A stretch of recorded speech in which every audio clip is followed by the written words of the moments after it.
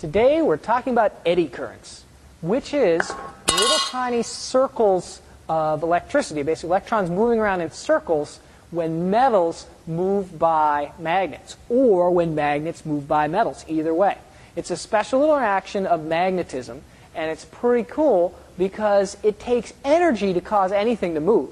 And so if I drop this piece of aluminum through a magnet, and then there's little tiny whirls of electricity in there, it has to get the energy from someplace. Well, let's just see what happens. If I take a regular piece of cardboard and drop it through the magnet, it falls like normal. Why? Well, that's because cardboard doesn't conduct electricity. So when it passes through the magnet here by the strongest magnetic field here, there's no eddy currents. The electrons don't whiz around, so it doesn't cost any energy for it to pass through. All right? But when I go with aluminum,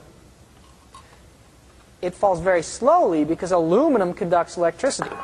So the energy that would normally accelerate the aluminum down and make it drop real fast is instead taken up by spinning electrons around in circles there, right, which will absorb the energy. It's called eddy currents.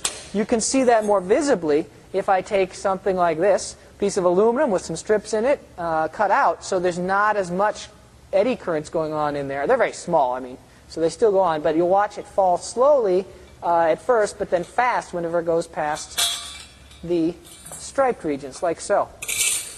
We can try a piece of steel and watch it fall, and it does actually fall a tad bit slower, but not that much slower, because it doesn't display as strong of eddy currents in it. Here is a piece of lead, which again is metal, and you can see that it does fall a little slower than you expect it to if I was just dropping it flat, but it doesn't quite fall as slowly as the aluminum. Let's look at it in another couple cases. Okay. So I've got a long copper tube, and it's got open parts, and it's got solid tubing.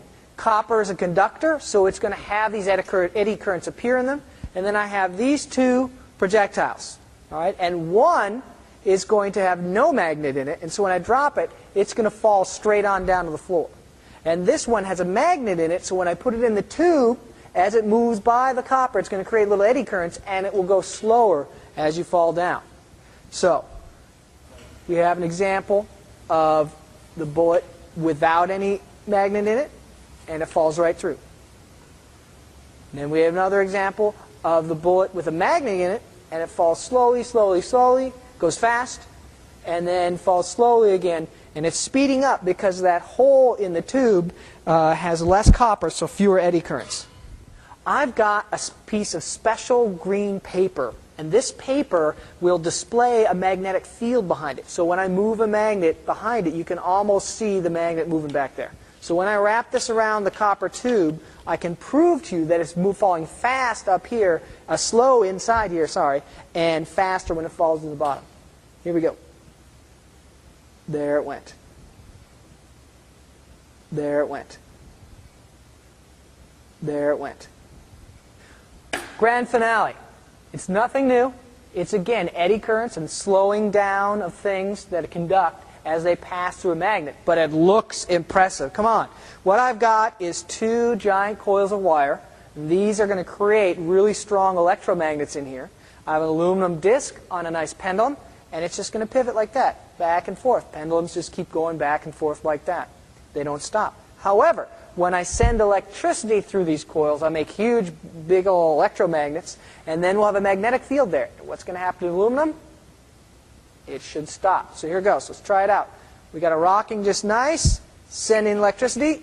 Boom, it stops. Just like that. Let's watch it again. Turn on electricity. Boom, and it stops.